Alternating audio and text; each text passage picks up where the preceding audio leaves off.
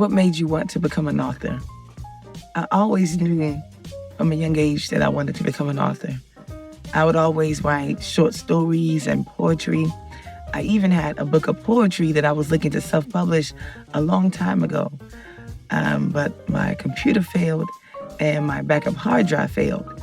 This is way before the days of Google Drive and Dropbox. So now I am restarting my self-publishing journey with my children's books. Well, the very fact that I feel an obligation to pass on the good knowledge and the news and the experience that I've reaped over the years made me want to write a book about my experience of being a career diplomat. I think it's because I felt that I had something to say. And I wanted to relay the experiences that I had as a young man coming up to as many people possible so that they could get benefit to the things that I have learned in my life. My first book, The Successful Sinner. My second book, Humble to be Exalted. I just wanted individuals to know, the world to know, people to know, you don't have to be perfect to leave an impact. And if I can help somebody along the way on this life journey, then my living will not be in vain. My grandchildren, great-grandchildren, going to know who their grandfather were because the book is timeless. So if I can help somebody on this journey, my life will not be in vain. You don't have to be perfect to leave an impact. And my grandchildren are going to know who their grandfather was from his point of view. Well, I started writing when I was in junior high school, and I wrote till I was in university, frankly. But then, life came in, marriage and children, and so I stopped writing. But when I started writing again, I decided I really wanted to be a published author. So my grandnephew helped me become a published author. And a former friend of mine, happened to see the book, and he was now a publisher. And he gave me some ideas that I really wanted anyway. So he helped me republish the book, and it looked 200% better. But anyway, that was my first book, and then he helped me publish my next book, and I'm looking forward to working with him in the future on some more books that I have. So that's what made me become an author. I really felt like I had some things to share with people to encourage them. I became an author because I found that my work was encouraging to others. So I wanted to be able to share my writings with different people. I've been writing poetry for over 20 years, and I decided to write a book. And just so happened, after my stroke, I found the words to get put together to put into a book.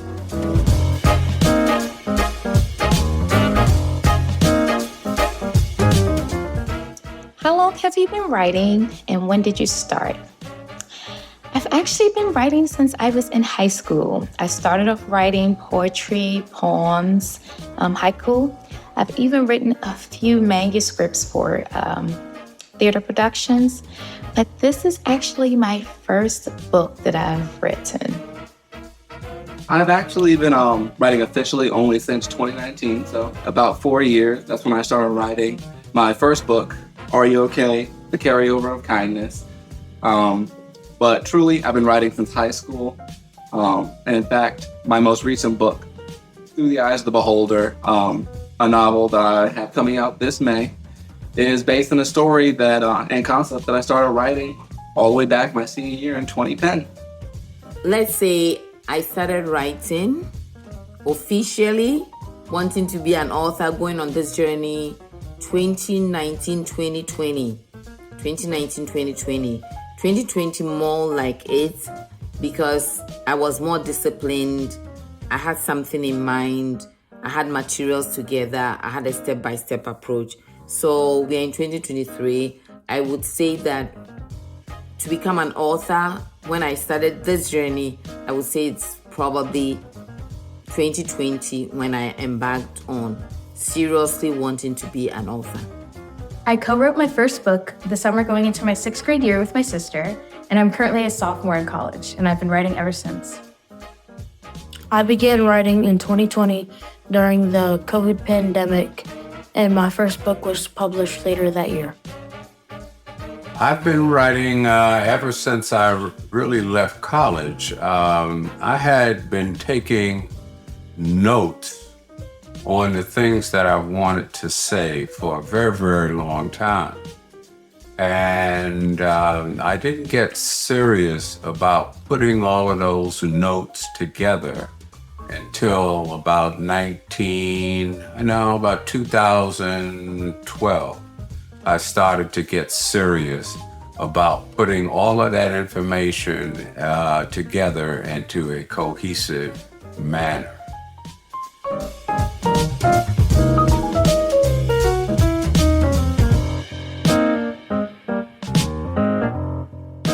I would say two of my main strengths would be being persistent.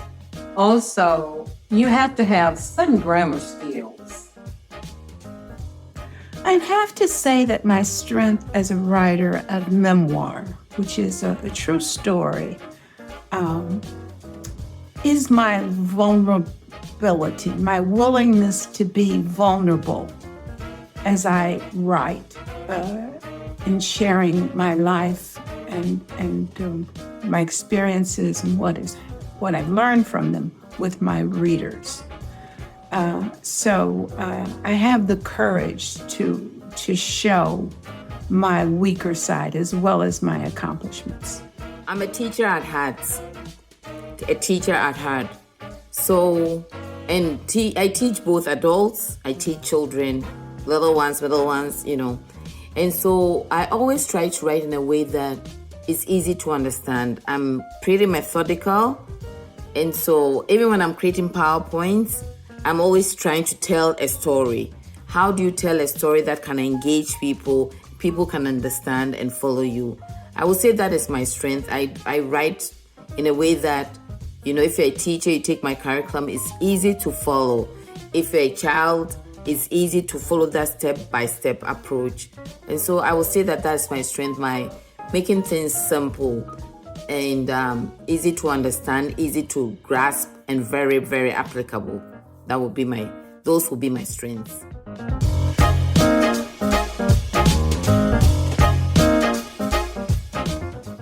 For me, the most difficult part of my writing process has been overthinking instead of just letting the words flow.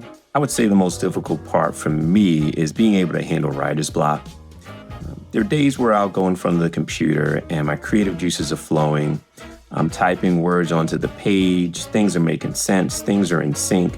It's pushing my story forward, and I'm just happy with the writing session. And then there are days where it's the total opposite, where I'm sitting down and nothing is coming out. My brain is frozen. Whatever does come out doesn't make sense. I don't like the words I'm putting on the page. So it's a matter of trying to be patient and realize that just because I'm sitting in front of the computer doesn't mean it's going to be a productive writing session. So I just need to turn the computer off sometimes, come back later, and hopefully my creative juices are flowing at that time. What is the most difficult part about the writing process?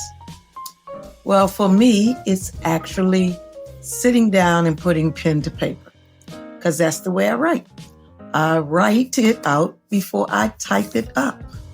And I'm a very busy individual. So actually sitting down, being focused, getting rid of the distractions, and actually getting the words out of my head and onto the paper.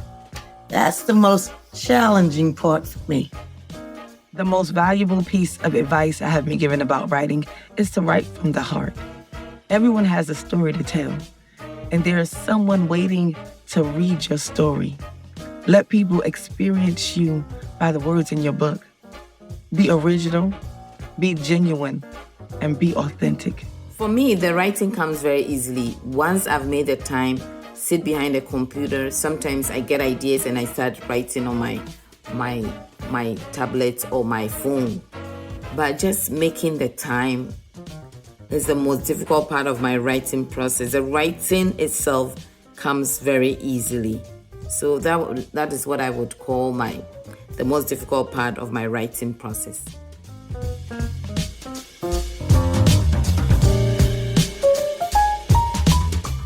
In total, I've written 5 books.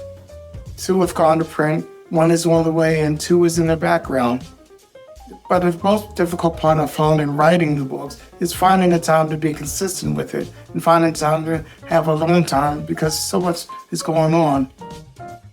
I've written 5 books. 3 books are a part of a series called the Page series, and 2 are separate fun books. My favorite is the 3rd book from the Page series called Page's Big Surprise. I just feel like the more I write, the more creative I become, the more intricate the stories are, and the more I'm proud of my work.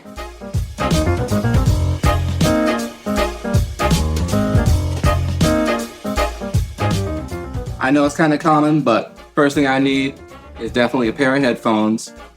But more than the headphones, and this is a little bit of a spoiler, I need this ball right here. This ball has been with me since my middle school days, since the end of 8th grade, where I won it at a little amusement park game. And all I do is I juggle around this ball, listen to some music, and I kind of block out the world as I imagine my different scenes and characters and how they interact and how my story flows. What I like in my writing space is scenery, outdoor scenery. And I like looking out at the trees, the birds, and the grass and the sky when I'm writing. That's what I need.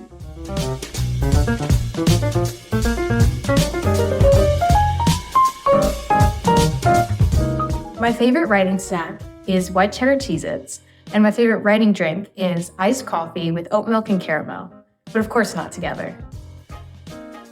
My favorite snack during the writing process is a bag of Cool Ranch Doritos and a glass of Sprite.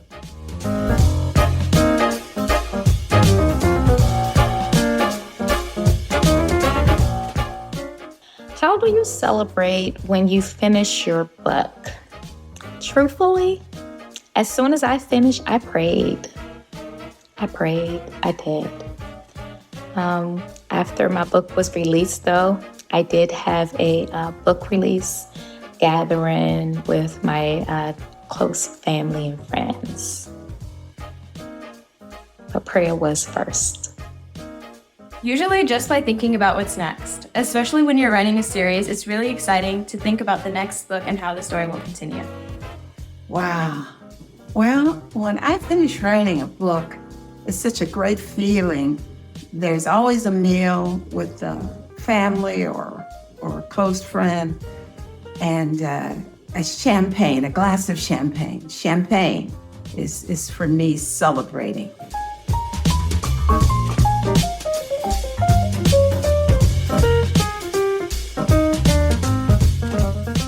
For me, the most valuable piece of advice would be to realize that writing is a 24/7 job, and you need to be ready when inspiration hits. As an author, you're always thinking about your book. You're thinking about the next chapter. You're thinking about the next scene, that next revelation, that next bit of dialogue, a group of sentences that's going to push your story forward. And you need to be ready to capture those moments of inspiration when they do hit, because it can happen at any time. My advice would be to have your phone handy, to have a pen and pad handy. This is going to allow you to capture those moments of inspiration when they do hit. And believe me, this will go a long way as you continue to write and craft your story. The most valuable piece of writing advice I've been given is to not be predictable and to think outside the box.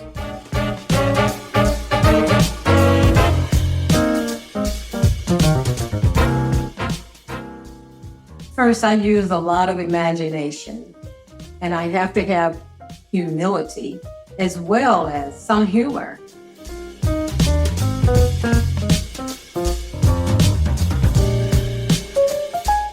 Writing and publishing a book has definitely changed the way I see myself. This process has allowed me to see what dedication looks like. It may have taken me some time to get to this place, but I'm here.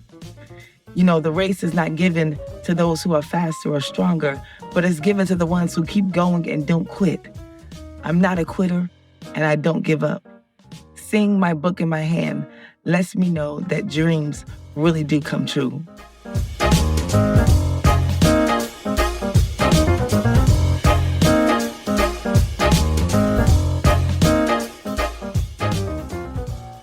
What do the words literary success mean to you?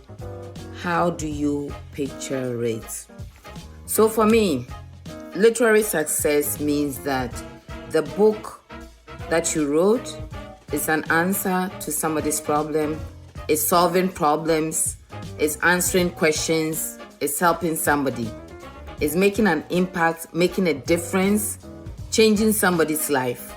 So I actually have a little bit of a story for this question. It goes just back to last November. I was at Indie Author Day in Fairfax, and I was speaking with another author, and she was telling me that I can donate my books to the library so that it could be available for people to take out.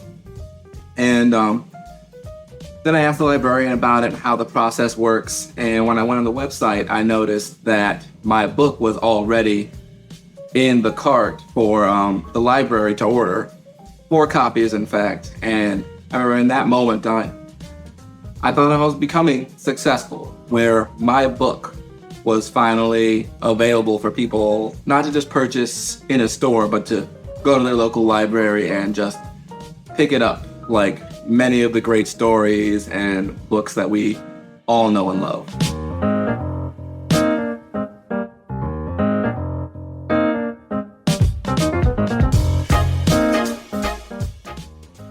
If you had to describe yourself in 3 words, what will it be?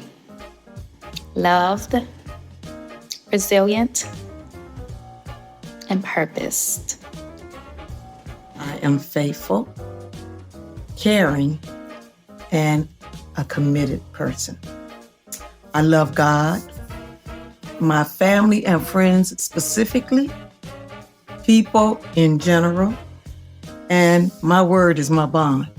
If I say I'm going to do something, I do it. Well, I guess when I thought about it, I like to say mellow, because I like to stay even tone. Grateful, because I'm thankful for God just for allowing me the time to be able to write.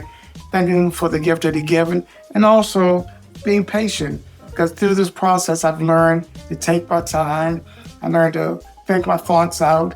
And when it's finished, after everything's said and done, when I finish writing the book, I really haven't had a real way of how I celebrate. So I think most of anything I do is get something to eat, maybe a sub or something that I might want, some kind of relaxing food. For me, the 3 words would be authentic, spiritual, and funny. We come in to be, we pass away. We can't hide from ourselves. Everywhere we go, there we are. So to be authentic is to be the best version of myself that I can. To be spiritual is to be able to enlighten somebody else to a way of life that can be beneficial, yet it's always your choice. And to be funny, to be able to laugh at self and say, hey, it's just being human. So to be authentic, to be spiritual, and be funny is how I describe myself. The 3 words that I would use to describe myself are empathetic, resourceful, and approachable.